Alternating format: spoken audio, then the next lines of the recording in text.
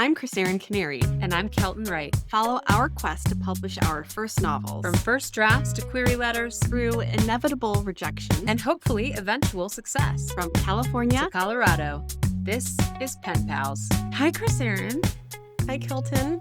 How you doing? Well, I just got back from Miami Ooh. yesterday evening.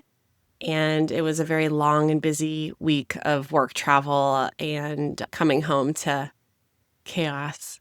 You look Miami in your pink vest puffy. What weather is this for? This is for my kid's school called me and I need to bring her new shoes. So you just throw on whatever's in the cloak closet before running out the door. But the funny thing about this puffer vest is I actually got it at the Korean market in the little shops where they sell printed pants and plastic slippers. I kind of love it.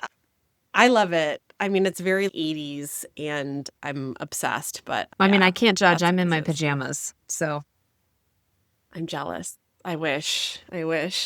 Kelton, we have a listener question. Hit me.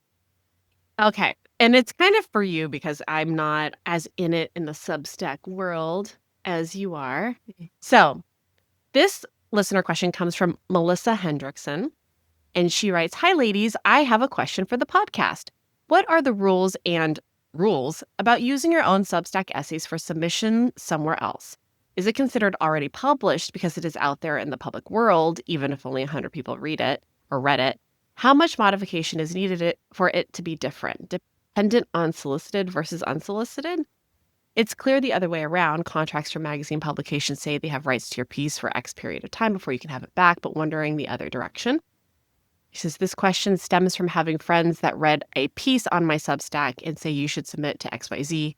It would be great for that magazine. Would love to know your thoughts and hear a bit more of Kelton's process from changing her essays into a memoir and the research."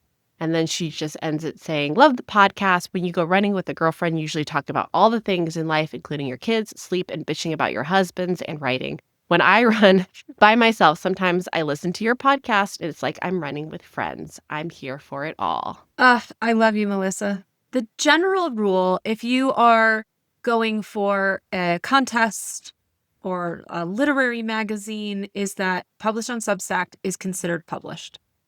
Because your Substack it sounds like you have 100 subscribers.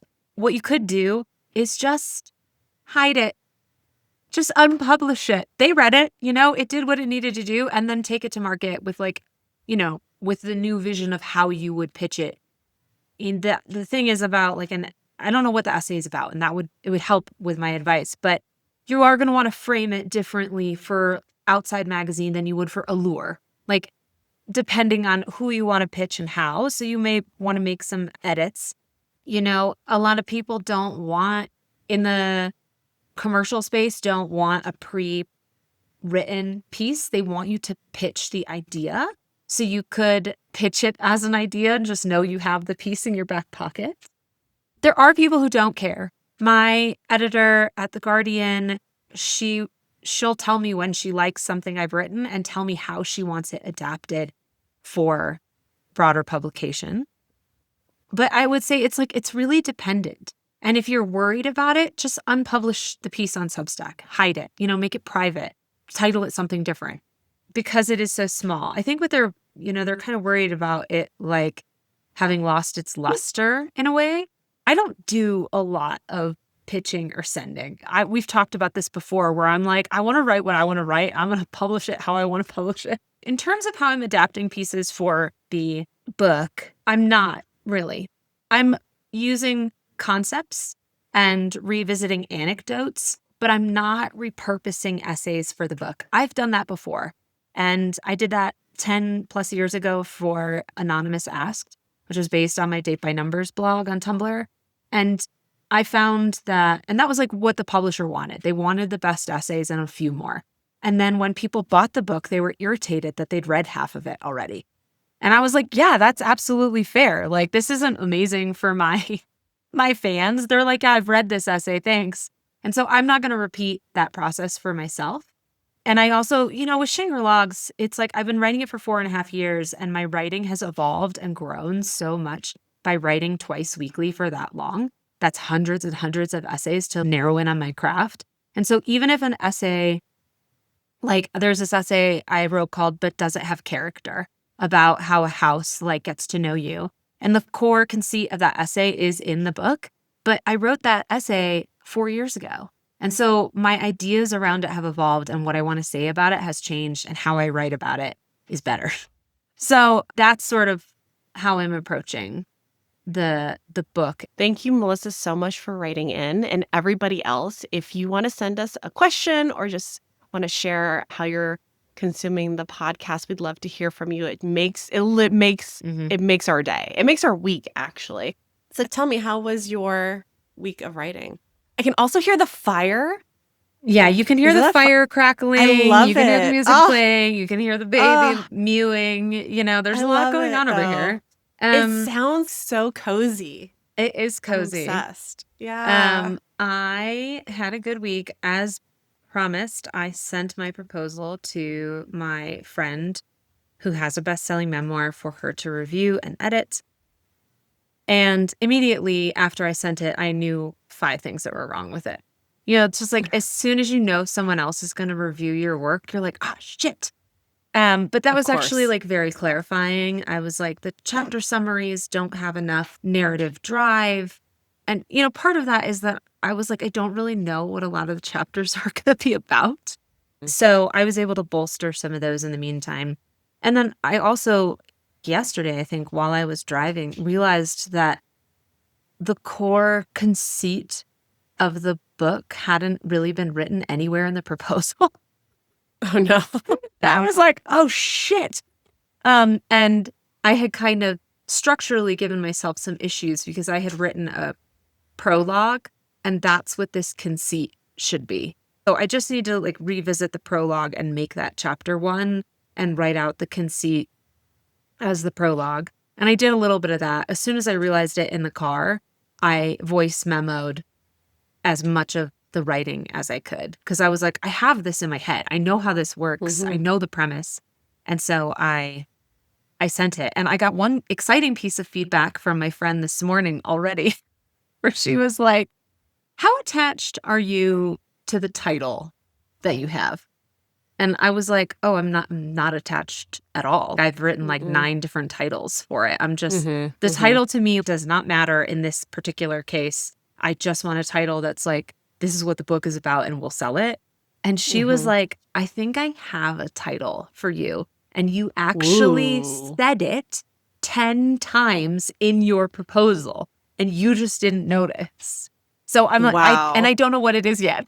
So, because that conversation happened right before this call, and I had to put my phone on Do Not Disturb. So if she said, I don't know. But I also, given how far along I am in the proposal, I allowed myself to do some agent shopping. Okay. I finally started filling out my agent tracker spreadsheet that you gave me, and I have 12 people in it so far. So amazing. Yeah. I mean, you obviously know this quite well, but golly, going through the submission guidelines, and it's like no one wants the proposal. The same thing. No, they don't want the proposal? Well, some people do, but they want this part of it, and they want this part of it, and they want this in the body of the email, but this attached, and they want this style and in this way. And it's just like, my plan moving forward is to actually set a timer for each agent proposal that I work on, just as like a fun thing. Like I'll turn the timer on my phone as soon as I start working on their submission, to see how long it takes to customize the query for every single agent. Just because I want to report back to you old listeners about how long it takes. Yeah. Are there any specifically that you're super excited about? Or, do you have them bunched into this would be a dream, these would be great, these would also be good? They're ranked. Yeah. So far they're ranked on the agent sheet. And I've been listening to a lot of the London Writers Salon podcast, every episode they have with an agent. And just hearing so many of them say, if the idea is good, but it's not right for me, I share it with the other agents in the agency. I'm like, okay, good to know. Cool. Yeah. Cool. Yeah. I mean, that's a pipe dream, but I think it's good to dream at this stage before I get Yeah. pew-pewed right out of my dreams. Yeah. You got to start at a high place because it's only downhill from there. Mhm. That's what I did when I was reaching out to agents. There were a couple that I had talked to before that were like, I just don't have bandwidth or this isn't right for me. But there were other agents at the agency. And I was like, do you mind sharing it with this person? And they're like, sure, no problem. So I Yeah. do think that happens often. Yeah. And I got a publisher's marketplace subscription. Told me I would have just given you my login. What's a publisher's marketplace login between friends? Totally. Totally. I should have said something. Well, I'm only paying by the month. I didn't get the year. So, Okay. Well, I same. yeah, Same. And every time it comes through, I'm like, why am I paying for this? But I feel like unsubscribing feels like unsubscribing from a dream. totally. I mean, it's funny though, because you only have like a year before you know if this sold or not. That's true. Hopefully sooner. Tell Yeah. me about what you've been up to with writing. Literally nothing. Cool. I mean, I figured you were in Literally. Miami, working. Yeah. And the sad thing about that is I went from the hotel to the WeWork to a restaurant to the hotel every single day. I didn't really, I tried to get out to do a little vintage shopping one day because we had a couple of hours before dinner and it was nearby the WeWork where we were. And vintage shopping is my favorite pastime. And the place I went to was permanently closed. Like on Google, it said it was open. And I got blisters on my feet from walking there. It was just the saddest. And then I got a lift, and on the way home, it started raining. And I was like, well, that was a big fail. It rained the whole time we were there. We flew in the evening of the National College Football Championship, which was between I know, Kelton's eyebrows go up like, sure, Cool. whatever that is. I felt the same way. But it was between, I think, like Indiana University, the University of Indiana and University of Miami, and it was in Miami. So the neighborhood that we were in had a lot of people out watching the game and a lot of energy, and there were people screaming in the night. And I'm like sitting in my bed reading my historical romance novel with earplugs. I almost went to University of Miami. That was one of my top 3. Oh my God, what a different life. Can you imagine? You I was probably would have going. lived. I didn't have like one thing I wanted to do in life. I had 4 colleges I wanted to go to and a different life path at each of them. I was going to go to Miami for their Conservatory of Music, which was at the time amazing. I don't know what it's like now. But I got in and was stoked. I was like, I'm going to be a Miami party girl. I'm going to be a backup vocalist. And my dad was like, you're not allowed to go. This description alone of what you're going to do, you're not allowed to go. That's wild that your parents vetoed that. Because my parents were very not involved in my future planning at all. Oh, my parents could not have been more involved. Wow. I wanted to go to UCLA, and my mom was like, you're not going there. I'm not letting you go to Los Angeles. And that's partially because my dad had grown up in LA and had been involved in like a lot of violent crime as a bystander. And so my mom just had this image of LA as being the most dangerous place on earth. And then I got a full ride to Tulane, and I wouldn't let myself go because I was like, I'm just going to party the whole time. Like, I know who I am in New Orleans and it's bad. So those were the three lives I did not pick. I just couldn't conceive of telling my kid they couldn't go to the college that they wanted to go They to. wouldn't. Like, that would never even enter my brain. They wouldn't even let me apply to NYU. Well, I mean, that's like $55,000 a year. I would be like, good luck. You get in, you're paying for it. Yeah, but like all those other schools, I got like half rides and full scholarships too. So it was like, Yeah. I didn't even get the chance to see if I could get something at NYU, but it doesn't matter. I had a great college experience, and here I am. Where did you go to school? North Carolina, Chapel Hill. Okay. Yeah. Yeah. Wow, what a different Kelton I'd be talking to. Totally. If at all, This if one you'd says gone y'all. The many lives of Kelton Wright. Anyways, on the trek that I was on after North Carolina, all the places I stopped led me to LA eventually to work at Yeah. Headspace. which is Yeah, and New York where well, first you went to New York anyway, right? oh, yeah, And then you went to LA. yeah, I mean, there's so many stops. That's part of what my book is about, is there are Right. so many stops. But I made it to LA eventually, and that is where our guest today and I met. Vicki Tan is the author of Ask This Book a Question, an interactive cognitive bias book that is so fun and cool. She's a designer, and I don't know that she would call herself an author, but she is now. And she works at the intersection of systems thinking, behavior, and self inquiry. She has a career identity that I really identify with. She's on the designer side, I'm on the writer side. But in the way that we work in the corporate space, we have a lot in common. The book is about better decision making, grounded in the science of cognitive bias and the wisdom of storytelling. And she's on the pod today to tell us her awesome, amazing path to getting this book published. That kind of blew my mind. So let's dive in. I'm ready to talk to Vicki about a choose your own adventure book for decision making.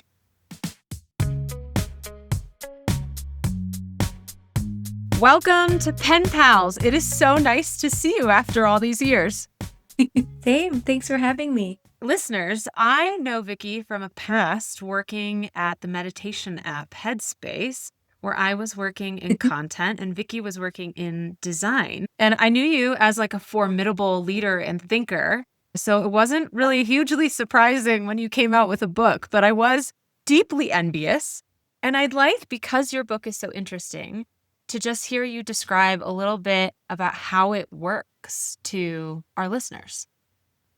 Yeah, of course. And yes, it's so strange that a designer would write a book not about design. I think it confused a lot of people. They were like, so what kind of design is it about? And I was like, decision making? But yeah, it's an interactive book. And when I say interactive, we can talk more about that. But it's like a choose your own adventure where you navigate the pages in a nonlinear way to answer a question or to help you make a decision. And it's paired with illustration and sort of prompts. But it's really a book about cognitive bias, which a lot of people, it's not like sold or marketed as that on its face. Yeah, it's not the sexiest term, but one of the ways you had described it was like mapping the invisible geography of our minds, which I think is a bit sexier. And so tell me what felt invisible to you that you wanted to make visible, and how does this book do that? I studied cognitive bias. I studied behavioral science to be more exact. And I just felt like there were a lot of things that I learned. Maybe this is the same for someone who studies medicine or finance, where it's like, how come more people don't know this? And so I felt like I understood a lot of these underlying mental, you could call them quirks or you could call them habits, is probably the wrong word, but a more colloquial word that just guide our behavior. If you imagine grooves in the sand, because there's grooves in your mind, but imagine the way the water flows along a groove. It felt like those were kind of invisible to many people, or at least knowing very specifically how they work. And I just wanted to help people see that, like what might be kind of in the background influencing their decisions. I found the book is, I mean, it's very playful. It's very fun, but it's also confrontational. Like you said, it's asking you to, it's kind of guiding you to the other side of your thinking to see things in a way you may not have seen them before. So when you were constructing it, did you think about like, I don't actually want to call it the safety of the reader, but did you think about their comfort in the journey while you were putting it together? What do you think is the key to like bringing them to the other side of their thinking? Yeah.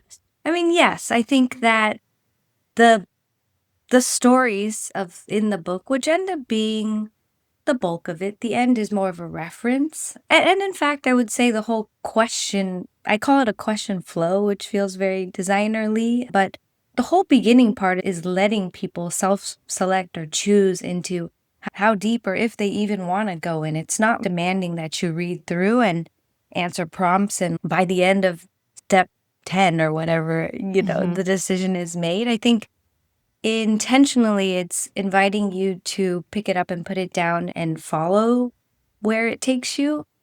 if that takes you to a place that's uncomfortable, I think that's totally fair. I think the hope is that by the time you got there, you will have felt that you wanted to be there. Yeah. But yeah, no one has kind of called it confrontational, but I think that is very accurate. I Yeah. mean, Which when you describe it like that, it reminds me of sometimes people call me quietly confrontational. girl, same. I feel like we've had that in common. Yeah. Yeah. All right. So take me back to the original idea. How did this come to you? Was it obvious that you wanted to make a book? Because it sounds like you made an app to go along with it. What was your brain? What happened in your brain where you were like, I have a book? Yeah, no, it didn't happen. Yeah, actually, after Headspace, I was really interested in just, Headspace is a place where you feel like you're trying to help people and you're working at a company. And so I was really interested in helping people with the knowledge that I felt like I deeply, somewhat deeply understood.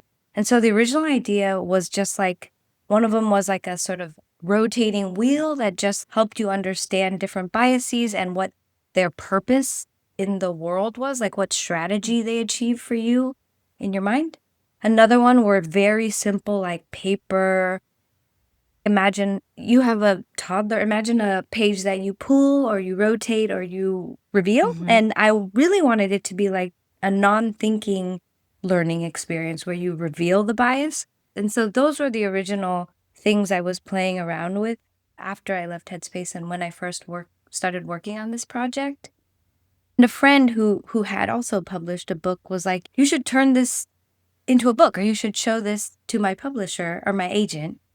And so I did walk into a very high floor in a New York building with paper prototypes, feeling kind of ridiculous. Like, look, they kind of look like I probably have them somewhere, but they were so childish.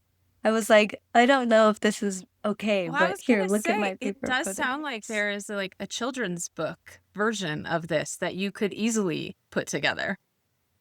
Yeah, yeah, I think we're already. I mean, maybe leave out the morbid death Yeah, parts. sure, sure. Although, some Yeah, some kids, and death is part of life. A lot of people did confuse it for a children's book when it was in that format. And I think that's also the rationale for the agent wanting to move it more towards a written book. So yeah, the long story long is that I started off with like just my own kind of fun exploration of paper engineering and sort of simple explanations. And then when I brought it to the agent, she really liked the concept, but not the format. And so the format evolved with her a couple of times until it reached this final one. So this was like I don't want to say it was a concession, but it was not what I planned because I'm not a writer. Yeah, it's such an interesting just hearing you talking about your agent's story because, Mm. most people that we talk to, if they end up working with an agent, it's because they queried through email, they queried 30 to 70 agents, and they like interviewed them. But you had a friend who had a connection and you walked into their office and met them in person. No. And this person signed you. Yeah, just after that meeting. And I didn't have a proposal. Like I've listened to a lot of publishing podcasts as I was trying to learn about this new industry. I listened to a lot of the publishing rodeo, I think Hmm. it's called. And yes, I'm aware that it's a very different process for a lot of people. And yeah, I worked with her for years, like because of the pandemic and because of it not catching the first few times, like she signed me with these paper prototypes and maybe good faith in me. I first met my agent, it would have been like before the pandemic, a year before the pandemic. Okay. And we worked on this coming from the movable version. We wanted to come up with a proposal. And so she asked me to riff on the format. So we tried like a pocket guide to bias, like something you could pull out and maybe like reference. And I remember doing spreads for each bias, which is, there are still spreads in Hmm. the book today. But she kept coming back to me to say it felt too scientific or like it didn't feel approachable enough for a lay person.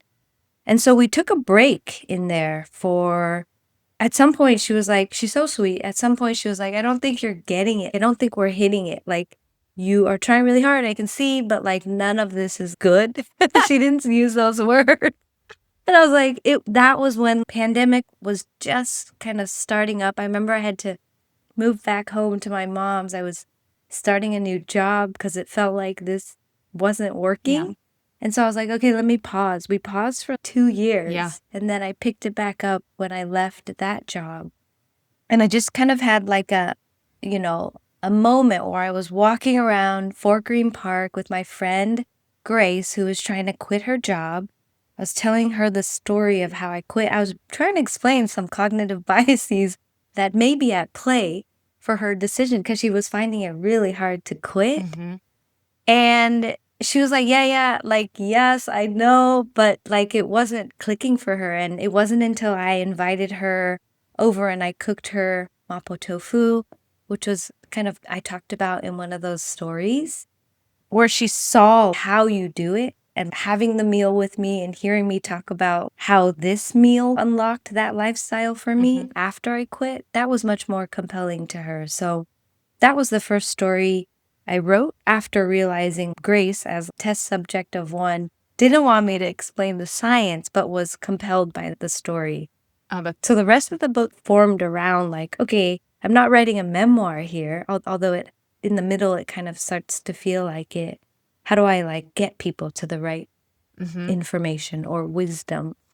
Yeah, absolutely. I love that. That's interesting that that's sort of what kicked it off, like a 2-year gap and like a conversation with a friend made the whole project legible. So how did you reach out to your agent and like, I have it, I know what to do? Did you start writing it? The whole time, she's so great. Like anytime I have a scrap of anything, I'll just send it over before I go too far.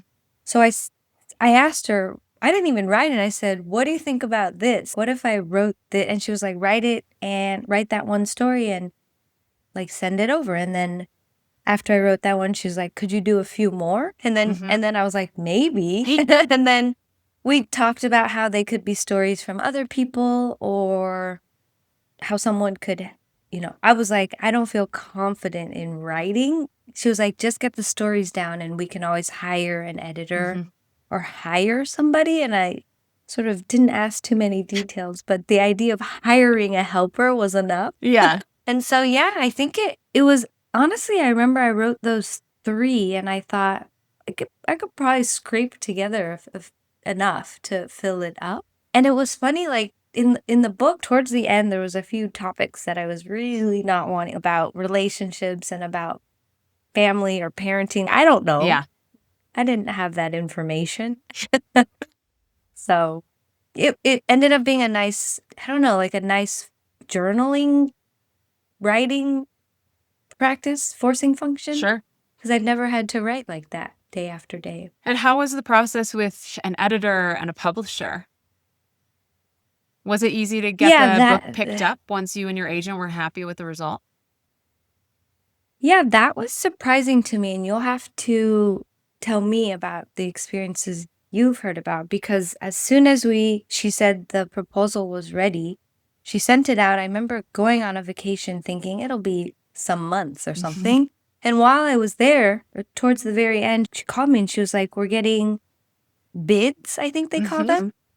So there was a few bids or something, meetings, I should say, with Penguin, a small imprint at Penguin, with Simon & Schuster, and with Chronicle and SF. Right. And she was like, they want to meet. And I was like, great, what do I say? Like, I had never even heard of this part. Like, my experience in life is interviews, And I was like, was it an interview? And she's like, no, they're going to try to sell you.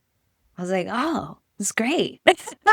So again, I remember like taking the train down all the way up to who knows where in like uptown New York, so far up that I don't normally go that far, and just walking into, Penguin and Simon & Schuster, and them showing me some books they made, them saying this is what we think it could be, this much color, like this format. And there was a few people who were like, I really like this, but not this. You could see how it almost felt like I had a script and they were talking about making it into a movie. I mean, not that exciting, but I could see that the editor would play a role in shaping the book. Yeah. Yeah. Are you happy with how it turned out? So two things happened. The editor that bought my book, and I hear this happens sometimes, the editor that bought my book left for a different publishing house. Not soon after, but not at the end either. So I got a new editor, and I think that maybe that's never easy. I think that she just didn't have the same vision for the book. I think my biggest takeaway is that they didn't help as much as I thought. I thought they would be creative directing a little more. They did edit the lines, but they didn't like help me shape it. That's interesting. So it feels like, my first book. It has that feeling. Yeah. Yeah. Like your first graphic design project is like a band poster. Imagine that got published. That's how I feel. I do know how that feels. My first book got published in 2014 by a very small imprint. And it is shoved so far back on my shelf. I don't talk about it. I don't sell it. I'm like, I wrote it when I was like 24. We can all just move on. That's how I feel. And so to have to sell it has been a weird exercise in this is the best I could do as the person I was at the time with the time I had. And the best you could do then was great. Like the book is really cool. It's very innovative. It's fun to have on the shelf. I'm like really looking forward to preaching it to my toddler in like 10 years. Yes. But if this is your first book, do you have a vision for the second? I don't know if there will be a second. I don't know if I am an author. I didn't find the process to be that enjoyable. It could have been because it was the book that I learned on. I think I would need to maybe take some writing courses, or I didn't feel like I was equipped to do the thing I wanted to. I read a lot of books like many people. I couldn't. It's that as Ira Glass thing where he's your taste and your skills. There's a huge gap. And I think that if I were to write another book, I would need to increase my writing ability. That's fair. I feel like I'm constantly doing that. So I absolutely understand it. I mean, it's funny. Same with the drawing as well. It's funny you mentioned that thing about author, because I was going to ask, was there like a moment when you had to especially because you had book events. Did you have to claim being an author? Like, I am author Vicki Tan. Welcome to my book event. I did always say I'm designer Vicki Tan. I wanted it to be clear that I'm a designer. And my goal here was to try to make it easier to learn or use cognitive bias, which is what designers do. And if the medium happened to be writing stories or illustrations or visuals, okay? And when I do that, otherwise the medium happens to be like UI elements or digital experiences. But I think that framing really helped me let go a little bit of being compared to a literary book writer, a literary author or something like that. Yeah, it's a different genre. It's a very different vibe.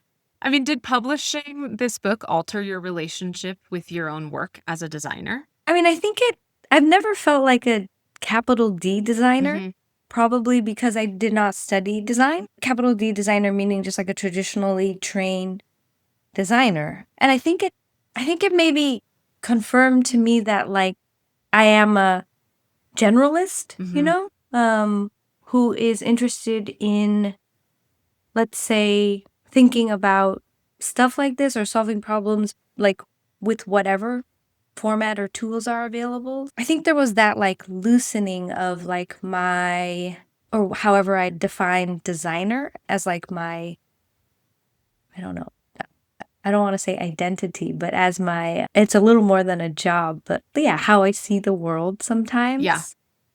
I mean, it sort of moves you into portfolio career status where now you're like an author and a speaker and a designer and a researcher and you're just a thinker. Is that, it does feel it like confused it a little bit now when people are like, what is your specialty? But I will say, to answer your question, it did make me feel more equipped. If there's another idea or project I wanted to do, if there's a different project I'm thinking of doing, I think it did make me feel like, okay, I can try that. I can probably do that, maybe. Like it feels like I don't have to. I think what happens is when you develop a career in one thing, it feels like you have to continue along that path. And I think what it felt like to me after this is that I could do another zig or another zag. I feel like you were already so good at zigging and zagging. That was my perception. And obviously how we treat our own careers is very different than that. And we have such an internal lens to how they function. And you mentioned to me before we started this that you were working on a branch of this project. Are you allowed to tell us a little about that? Yeah, the card deck? Yeah. Yeah. So actually, when they signed the original book, I don't know if this is typical, you'll have to tell me, they also signed a deck. I think it could have been because card decks were popular at the time. Like when I walk into Booksmith or wherever, Barnes and Noble even, there's a whole table dedicated to card decks. Mm-hmm. And so I think maybe because they knew my initial idea was interactive, they offered the deck as the companion. It got pushed a little bit. It was supposed to come out the year after the book, but I don't know, just work and life Yeah. and maybe fatigue happened. But yeah, that's being finalized now, and it's a companion to the book, but you don't need to have read or have the book to use it. So imagine you've read the book, it's a bit more gentle, guided, pick it up, put it down. Mm-hmm. Imagine a card game where, again, you come to the deck with a question. It is called Ask This Deck a Question. And imagine you come to the deck with a question. It's a little more straightforward in that it asks you to list all of your options for that decision, kind of rate the importance. And again, there's a flow with visuals. And then from there, depending on the importance of your question, you're drawing one card if it's like an everyday decision. You're drawing 3 cards if it's a bigger decision. I think it's 6 cards for a life transition. And then 12 cards for if it changes your life story. And so the framing is slightly different. It's a little more straightforward. And then it suggests for the 2 greater importance categories that you do it with a friend or 3 people. And in the very last category, it specifically asks you to find like a stranger or someone with a different point of view and someone who knows you well. So it's a little more like a game. Yeah. And then it includes a little more of the science in that I have brought in those strategies from the original cognitive bias wheel around what different biases do in order or as like a strategy for you to get through your everyday life. So some of them, you can imagine a confirmation bias helps you like stick with something so you're not constantly changing your perspective or point of view. There's a lot of biases just around simplifying mental math or helping you make quick calculations or being overconfident to help you move forward. So the card draws, if you will, are based in different strategies, and you're instructed to draw so that you can get a good spread of, if you think of them as cognitive holes or gaps, you're wanting to try to get a good spread for covering those gaps. I love that. And then each card is framed as a question. How might I be doing this or that? And you simply answer them. It's funny. It's like you mentioned earlier that like one side of your audience was like this tarot astrology side. And this deck really reminds me of how I use tarot and how I recommend people use it, not as like a predictive fortune teller, but as simply like a behavioral prompt. If you ask it like, I need guidance this week, I don't know what to do. And you pull, I don't know, the 3 of Cups or something. And that 3 of Cups, you look it up and it's like, be more invested in your relationships, reach out to people. And it's not necessarily telling you to do that, but asking you to reflect on what that makes you feel and think when you see that as the description of the card. So I feel like I'm going to get your deck and then I'm going to pull tarot and Vicki at once and be like, where are we aligned? Yes, they will be coming from very different ends of the spectrum. I think you will find these probably quietly more interrogative, I will say. Karen our old teammate was helping me draw the icons, and I was writing out explanations for some of these, and she was like, I feel attacked. She said, I feel called out right now. That's so great. Oh, I love her. I know. I Oh, know. that's She's also very fun. dry. Yeah, So, she's quite dry. I mean, that's what makes me love a person. So, yes. all right. So Yes. tell me, Yes. imagine someone is sitting on an idea that doesn't really fit neatly into genre or category. Like, what would you want them to know? Like, they're looking down the barrel of meeting with an agent or even just an idea that could be a book, but it doesn't feel like it Mm. fits. Yeah. I mean, I think those are the best ideas, right? I think that for me, I mean, what was also important was finding comp titles, right? I didn't know about this before this process, but perhaps your listeners do.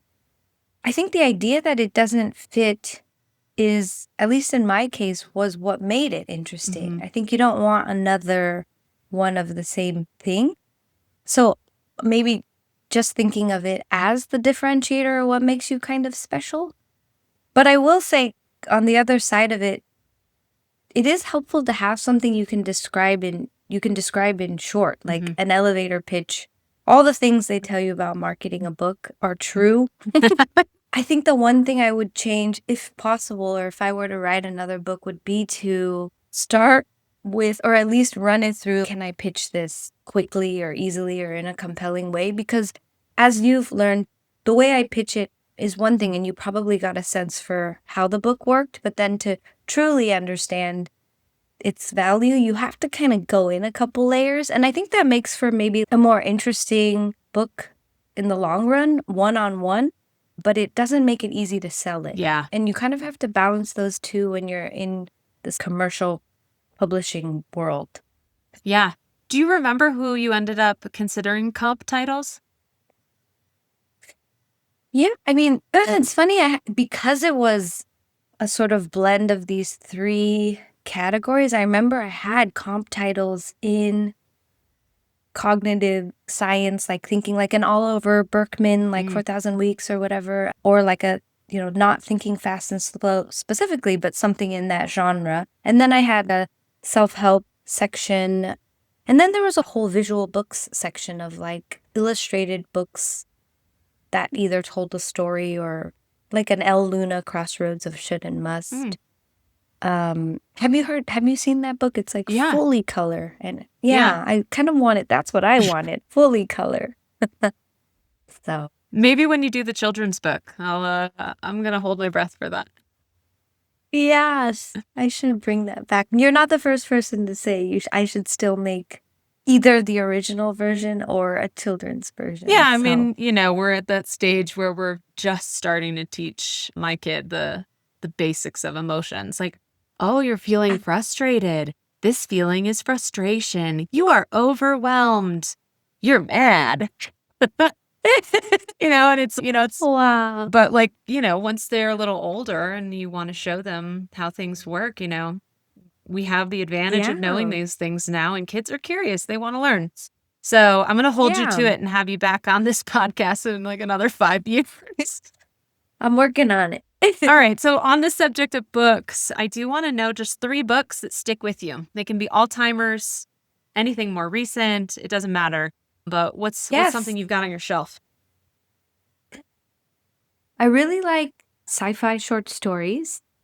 I think a lot of people have read the Ted Chiang one, so I'm gonna list a lesser read favorite, the Ken Liu series, Okay. The Paper Menagerie. Ooh. He's like, I grabbed them from the shelf here. He's a Chinese American author.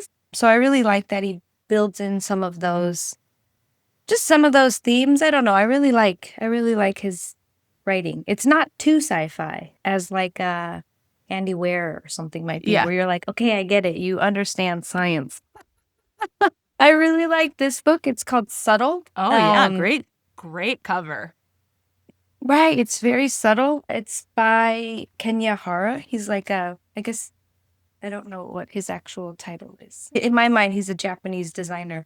But there's a whole section here on paper, or just like, yeah, there's a lot of meditations on paper and science. Like, this is the first circle made, I think. Amazing. And what's interesting is, like, there's the Japanese and the Oh, that's really cool. English below. So that's always nice. Yeah. And this one just has, like, I read one of these essays and I wrote a little design talk about it, like how we should be, yeah, thinking about the technology we make. So that was the original writing I did, I think, design talks. Yeah. And then this one, I guess these are technically design books at this point, but the universal principles of design, when I was trying to become a designer, before I was one, it was just one of the books I got early on in the pile of you should get these books when you're trying to learn how to be a designer. But what I like is that a lot of these are just cognitive biases. Yeah. This one says cathedral effect, which is in the book. Or there's like biophilia, or this one, contour bias. So I really like that. I mean, design is just understanding. Yeah, I like that it's called Universal Principles of Design, but it's actually science. I mean, that's pretty up my alley. I love a nonfiction Yeah. book, much to the chagrin of my local book club. But it's coming for Yeah, I them the was trying next to time I sneak 'em in. host. Yes, what is your suggestion for the next one? I'm actually looking to suggest one about finance. I love Mm. reading about finance and investing right now. It's just been like something that I didn't have any exposure to or knowledge about until I was like, sign up for your 401k. And I was like, what's a Yeah. 401k? So Yeah. and most of my book club here is a great deal younger than me. They're all like about a decade younger. And so I'm like, girl, you are at the right time. You are at the right time to Yep. change your life. So I'm trying to Yes. find something that will resonate with them, but isn't too hokey or too niche. So if you have any recommendations in that category, I'm doing a little pre-reading right now. I'll have to think about There's that. one book I haven't tried yet that I'm interested in, How to Be a Rich Old Lady by Amanda Holden.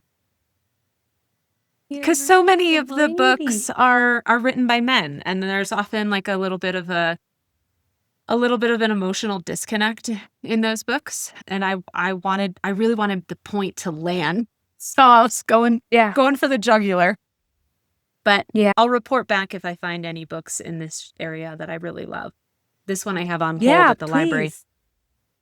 Amazing. I like the cover and the title. Yeah, it's such a big thing. My mom is secretly really interested in this stuff. And so I feel as a result, I have no knowledge of it, but also I see the benefits of doing that early, or like having someone interested in that. Cause it's wow. Mm-hmm.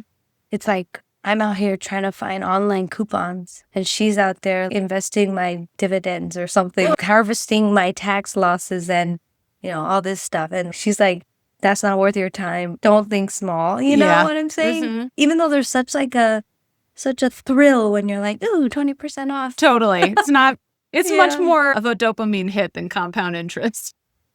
Yes, exactly. Well, Vicki, it was so amazing to have you on. Can you tell everyone where they can find you and where they can find your book? Yes, of course. Please go to your local bookstore and ask them for it. I think that would be the sweetest way to support everybody. Otherwise, it is online at places. You can go to my website, vickitan.com/book, or my Instagram. I've sort of posted some of the process behind the scenes, some of the experiments I did. Yeah, and just fun side projects like reso printing some bookmarks and things like that. Instagram.com Vicki Hart. Why did I say Instagram.com? Just in case people are web browsing. And just in case they've deleted Instagram off their phone and they have to visit on the web. Vicki Hart like the shape, but we'll link it. We'll link it in the podcast notes. It certainly will be. All right, Vicki, this was awesome. Thank you for taking us down a non-traditional path of publishing. Everyone, you should pick up a copy of Ask This Book a Question. It is a delight, and it will help balance out your tarot readings for the week. Yes, and I will be sure to send you the card deck next year when it comes back from Malaysia. Amazing. All right, thank you so much, Vicki. Thanks, Kelton. Wow, what an incredible interview. I'm so sad to have missed it, and since I was in Miami, but wow, I feel like there's a lot of overlap between what Vicki writes about and like what we do every day in our in our lives, in our careers. So and also, unfortunately, our paths didn't cross during our tenure at Headspace, but a lot of great people came out of that company. So Yeah. I'm excited that we get to celebrate another Headspace author. Yeah. Yeah. And hopefully we are hot on her tails. Yes. It was fun listening to kind of another unique path of someone who didn't query and didn't have a normal structure to their book. She came in with like interactive printouts. So just a testament to, if you have kind of an interesting idea, like, let the idea be interesting. Absolutely. Do you have any interesting goals this week? I have a week to submit my grad school application. Ooh. I got to do that. By the time we have spoken next week, I will have submitted my grad school application. So that will be done. And then, I mean, that's really like the biggest thing that I need to focus on. Outside of that, I don't really have anything else. My meeting with my agent got moved to mid-Feb, and we are now planning to go on submission end of Feb, like Feb 24. She sent me a new calendar invite with like on submission February 24th. So that gives me a little bit more time and space from the second book. And yeah, so that's like my big thing. I just got to submit this application. I did publish, I will say, I know we didn't talk about it at the top, but I did publish a Substack essay last week, finally. I read it. Thank you. So maybe a soft goal would be like thinking about what I want to write about next, but that's really it. What about you? I will be reviewing feedback on the proposal. And I don't know how long that will take. I am gonna say loosely that like I have probably 2 weeks left of work on it. I just know I need to make the chapter summaries stronger and get that prologue and first chapter kind of switched around and fixed up. And then I will start querying. I have really felt this week kind of like irritated that I have to write the newsletter.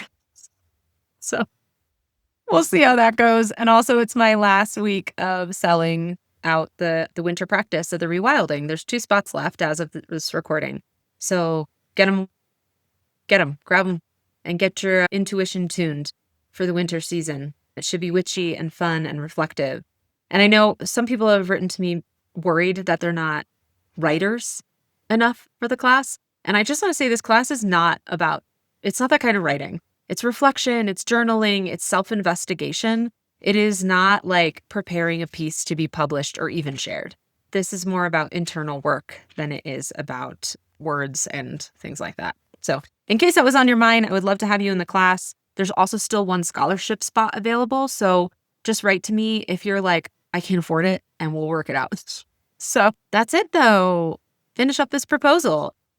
Great. Yeah. How's that work going? Oh, work. How's your survival job going? My survival, my one remaining client is really good. I did get like a patch client that doesn't pay as much, but it's with people I've worked with before. And so I'm really comfortable with them and I really like them. And it's on something I know nothing about.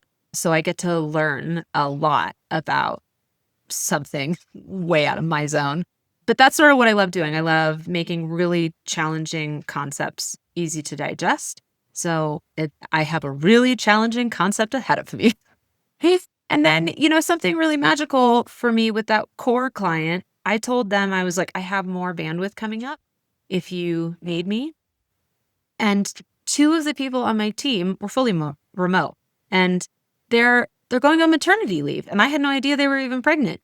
One's going out in May and one's going out in July. And they were like, we'd like you to do some coverage for them. So amazing. I was like, what a blessing after I was robbed in my own maternity leave to be able to like step in for someone else's and like, make some extra cash.